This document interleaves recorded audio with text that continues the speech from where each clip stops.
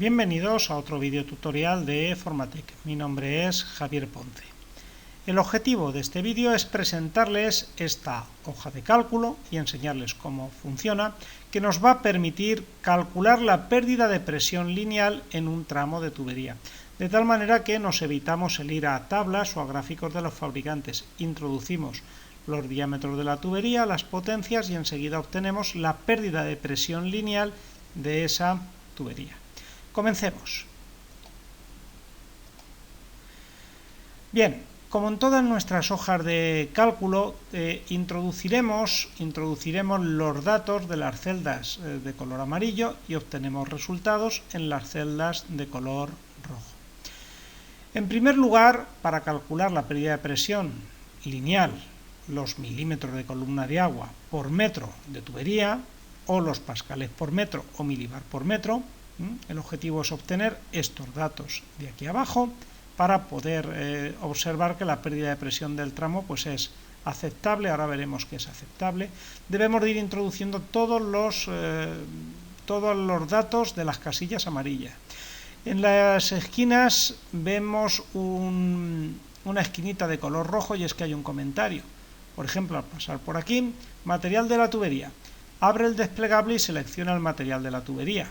Bien, pues hago clic y elegimos el tipo de tubería y está preparada la hoja de cálculo para tubería de acero, de cobre o plástico. Por ejemplo, seleccionemos tubería de cobre. Temperatura, debemos de introducir la temperatura a la que va a trabajar la instalación. Si es una instalación térmica, por ejemplo, la temperatura media. En las instalaciones térmicas hay una temperatura de impulsión y otra de retorno. Podemos coger la media. Esto es importante para calcular densidad y viscosidad cinemática del agua. Igual que la rugosidad de la tubería, era importante para introducir una rugosidad. Vamos a colocar agua a 60 grados y luego veremos cómo influyen estos factores. Datos de la tubería, diámetro y espesor. Diámetro, vamos a colocar por ejemplo un tubo de cobre de 22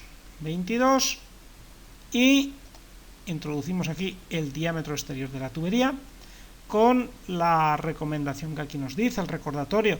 Recuerda que el diámetro nominal en tuberías de cobre y tuberías plásticas es el diámetro exterior, a diferencia del acero, que está vinculado el diámetro nominal con el diámetro interior. Si un tubo de cobre de 22 es el diámetro exterior y podemos poner un espesor.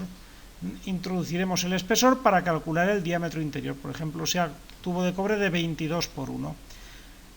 Vamos calculando cosas en las celdillas de color rojo. 22 de diámetro exterior menos 1 milímetro de espesor, 22 menos 1, diámetro interior 20. Con este diámetro interior vamos a hacer los cálculos. Pongamos ahora los datos del térmicos, potencia y salto térmico. ¿Para qué? Para calcular el caudal en litros hora o, como en este caso, en litros segundo de la instalación. Pongamos que la instalación tiene que transportarse a la salida de un generador, por ejemplo, 10.000 vatios. Introducimos los vatios. Ahora debemos de introducir el salto térmico. Por ejemplo, el salto térmico normal de calefacción, 20 grados. En base a la potencia y al salto térmico, para el calor específico del agua de 1,16 vatios por litro y grado, ya tenemos aquí el caudal calculado, 0,12 litros segundo. Y con estos datos nosotros tenemos la pérdida de presión del tramo. Tenemos que la pérdida de presión por metro de tubería, en este caso, pues es 98,20 pascales por metro, 0,98 milibar por metro, o como quizás estemos más acostumbrados, en milímetros de columna de agua por metro, 10,02 milímetros de columna de agua por metro. Aquí lo que se está aplicando es la fórmula de Darcy-Weisbach y se calcula el coeficiente de fricción. El coeficiente de fricción es un número adimensional, un factor F, que se calcula mediante interacción. Hacer esto a mano pues es tedioso porque a lo mejor hay que calcularlo 5 o 6 veces porque obtienes el coeficiente, tienes que volver a introducirlo hasta que te coincide lo que introduces con con el resultado. Entonces a un ordenador no le cuesta mucho hacer esa cuenta 5 veces o 20 veces, a nosotros a mano sí que nos cuesta más. Calcula otros datos del régimen en el que discurre el agua por la tubería, que puede ser en régimen turbulento, régimen laminar, pero bueno, esto a nivel más técnico, en función de un número que se llama el número de Reynolds. Esto por comentar todo lo que aquí estamos viendo. ¿Qué es lo que nos interesa? Pues nos interesa la pérdida de presión del tramo. ¿Qué observamos? Pues que hemos obtenido una pérdida de presión de 10,02 milímetros de columna de agua por metro. Y otro dato interesante es este que está aquí, la velocidad. Tenemos una circulación del agua de 0,38 metros por segundo. Veamos lo que ocurre cuando seleccionamos un tubo, una tubería de diámetro inferior. En cobre, el diámetro inferior en una instalación térmica de 22 normalmente es 18. Entonces introducimos un diámetro inferior y cuando le dé a intro quiero que se fijen en la pérdida de presión y en la velocidad. Vamos a darle. Tenemos una velocidad de 0,38 y una pérdida de presión de 10 y cambia a 0,60 y 28,99 milímetros de columna de agua. ¿Qué ocurre?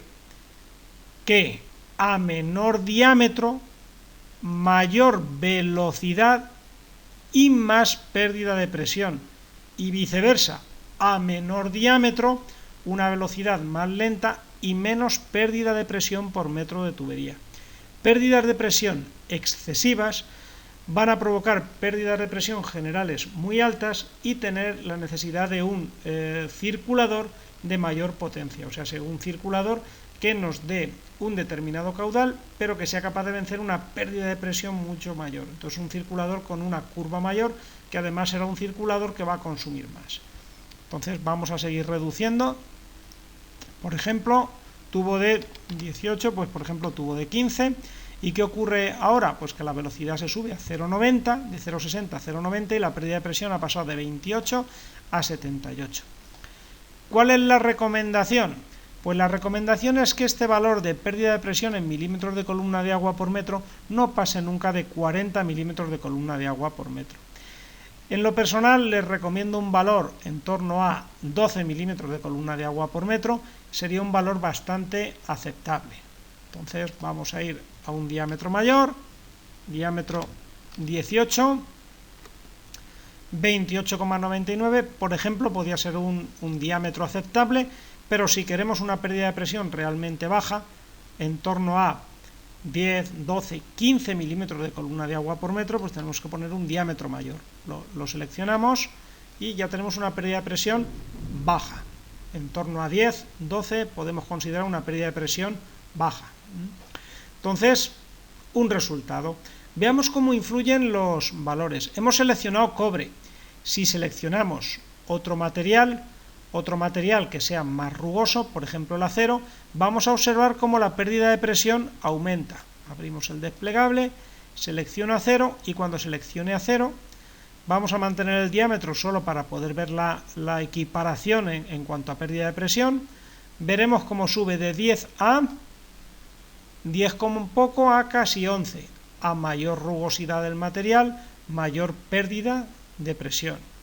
Si seleccionamos un material menos rugoso que el cobre, por ejemplo, el plástico, la pérdida de presión baja. Baja a 10,21 milímetros de columna de agua por metro. Entonces, en función del material, la pérdida de presión. Y el otro factor que influye, además de, lógicamente, los diámetros, es la temperatura. A menor temperatura de un fluido, pues mayor viscosidad y por tanto mayor rozamiento con las tuberías, mayor dificultad para mover el agua. Entonces vamos a seleccionar, por ejemplo, agua a 20 grados y vamos a ver cómo la pérdida de presión aumenta, pasa de 10,2 a 10,6. Entonces tenemos esta hoja de cálculo para ir chequeando las pérdidas de presión en lugar de estar jugando con las tablas que nos dan los proveedores, los suministradores de tuberías. Bien, pues muchas gracias por su atención y hasta el próximo vídeo tutorial.